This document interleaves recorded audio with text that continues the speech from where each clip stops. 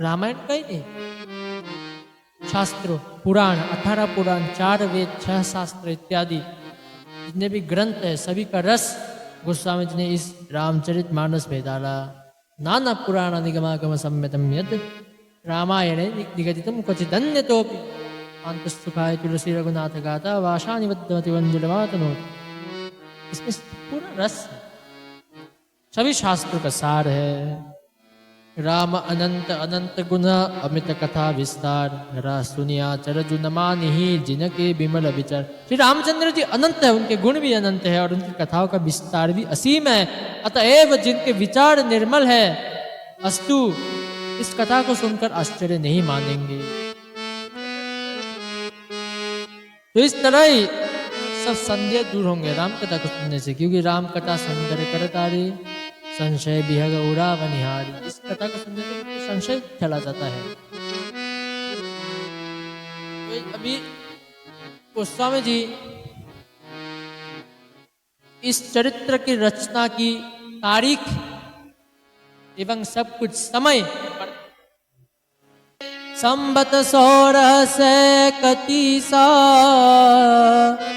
करऊ कथा हरि पद धरिसीसा, नौमी भौम बार मधुमासा अवधपुरी चरित प्रकाश।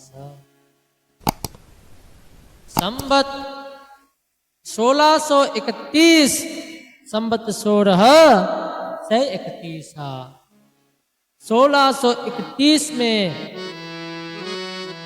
अयोध्यापुरी में चैत्र मास के शुक्ल पक्ष की नवमी तिथि अर्थात राम नवमी तिथि में अवधपुरी में यह चरित्र प्रकाशित हुआ। और इधर गोस्वामी जी बहुत एक सुंदर बात कहते हैं। वेद भगवान कहते हैं कि जिस दिन राम नवमी है उसी दिन ब्रह्मांड के सारे तीर्थ अयोध्या जी में आकर भगवान की सेवा करने आते हैं। सारे तीर्थ अयोध्या में आ जाते हैं, इसलिए उसमें विशेष फल है रामनवमी दिन में। इसलिए ज्यादातर लोग सरयू जी में स्नान करते हैं, इत्यादि पूजन करते हैं। और सरयू जी की भी अपार महिमा है। दरस परस मज्जन हरुपाना, हरई पाप कह वेद पुराना। ये वेद पुराण भगवान कहते हैं कि सरयू जी में दर्शन करने से, स्पर्श करने से, स्नान मात्र दर्शन से भी पुण्य है। दर्शन स्पर्श स्नान करने से और जलपान भी करने से पापों को हरता है। यह नदी बड़ी ही पवित्र है, इसकी महिमा अनंत है जिसे विमल बुद्धि वाले सरस्वती जी भी कह नहीं सकते। इतनी महिमा सरयू जी की है। तो यह कथा अयोध्यापुरी में प्रकाशित। कौन सी कथा? विमल कथा कर कीनयरम्भा, सुनत न साहि काम मददम्भा। यह कथा विमल है, पूरी तरह से विमल है। संसार के बुद्धि मल है और संसार के मनुष्य बुद्धि अभी मलिन हो गई है। तो उसी मलिन को साफ करने के लिए इस विमल कथा को धारण करना चाहिए। विमल कथा कर, कथा विमल है। जिस कथा को मैं आरंभ करने जा रहा हूं गोस्वामी जी कह रहे ये कथा विमल है। सुनने से क्या होगा? लोग बोलते कथा सुनने से क्या होगा? गोस्वामी जी कह रहे सुनत न साहि काम मददम्बा। जिस प्रकार हाथ में बर्फ रखने से देखते देखते वो पानी हो जाता है, ठीक उसी प्रकार कथा श्रवण करने से काम मद दम्भ, जो 3 विकार लिखे हैं पर 6 के 6 विकार देखते देखते कब समाप्त हो जाए आपको पता नहीं चले। ये कथा सुनत न साहि काम मद दम्भ, कथा श्रवण करिए। इसलिए जो लोग कहते कथा सुनने से क्या होगा, सुन के देखो पता चल जाए। सुनते नहीं। कौन सी कथा है? कौन सी कथा विमल है? रामचरितमानस ही नामा, सुनत श्रवण पाई अविश्राम। इस कथा का नाम रामचरितमानस है और इसको सुनने मात्र से, श्रवण करने मात्र से मन को, अंतर्मन को विश्राम मिल जाता है। रचि महेश निज मानस रागा, शंकर जी ने जिसको रचा है। मैं उसी सुख देने वाली सुहावनी राम कथा को कहता हूँ। हे सज्जन, आदर पूर्वक मन लगाकर सुनिएगा। गोस्वामी जी कह रहे, सादर सुनाहूं सुजन मन, सादर आदर के साथ सुनिए। भगवान की कथा इसलिए हमें सदा सर्वदा सत्संग श्रवण करते रहना चाहिए। और इस कथा के अधिकारी कौन है? साक्षात भगवान रघुनाथ जी के वांग्मय स्वरूप है। एक किताब पुस्तक नहीं है माए बाप। जो लोग बोलते हैं तो मानस जी को समझने का तो दूर दूर की बात। मानस जी को अगर समझना है, 3 चीजें आपको करना पड़ेगी। जो लोग रामचरितमानस समझना चाहते हैं, 3 काम अति आवश्यक है। वो 3 गुण क्या है? प्रथम, रघुनाथ जी के चरणों में प्रेम होना होगा। रघुनाथ अर्थात मानस जी के चरणों में भी प्रेम होना, क्योंकि साक्षात वांग्मय स्वरूप है रघुनाथ जी का।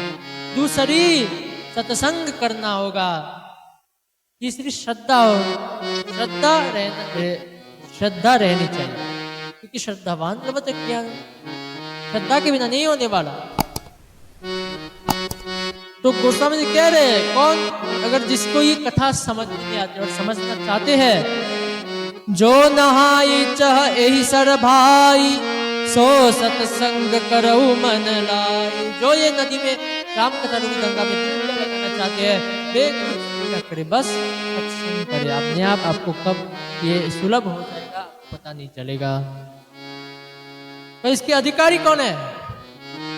जे गावहि यह चरित सवारे, तेई एहि काल चतुर रखवारे। सदा सुनहि सादर नर नारी, तेई सुरवर मानस अधिकारी। गोस्वामी जी घोषणा कर रहे हैं, जो ये चरित्र को संभाल कर गए, संभाल कर इसलिए कि अर्थ का अनर्थ नहीं करना है, क्योंकि ये साक्षात रघुनाथ जी के वांग्मय स्वरूप है। एक भी चौपाई, एक भी अक्षर को आप इधर उधर करेंगे तो रघुनाथ जी को अत्यंत पीड़ा होती है। तो वही इस चरित्र के असली रखवाले हैं। और श्रोताओं का क्या नियम है? सदा सुनहि सादर नर नारी। सभी नर नारी, सभी, तो इसमें कोई भेदभाव नहीं। और सदा सुनहि सादर नर नारी, सदा सुनहि, हमेशा कैसे श्रवण करें? सादर, आदर होना चाहिए, श्रद्धा। और कुछ लोग बोलते हैं कथा में बैठ के हम क्या कम जानते हैं? रामायण तो हमें पूरा पता है, हमने तो बचपन से देखा है। कुछ जानते होते तो कुछ जानना पड़ता। और राम कथा जो समझ गया वो परम ज्ञानी हो जाता है। क्योंकि गोस्वामी जी इधर कह रहे हैं, श्रोता भक्ता ज्ञान निधि, कथा राम के गुण, किमि समुझो में जीव जड़क, कलिमल ग्रसित विमूढ़। राम कथा के वक्ता एवं श्रोता परम ज्ञानी होते हैं। तो ये सारे जो विघ्न आते संसार की तरफ से, भगवान के चरणों में आप चले जाइए, विघ्न आना बंद हो जाएगी। तो इसलिए भगवान की शरणागति सभी के लिए बहुत ही आवश्यक है।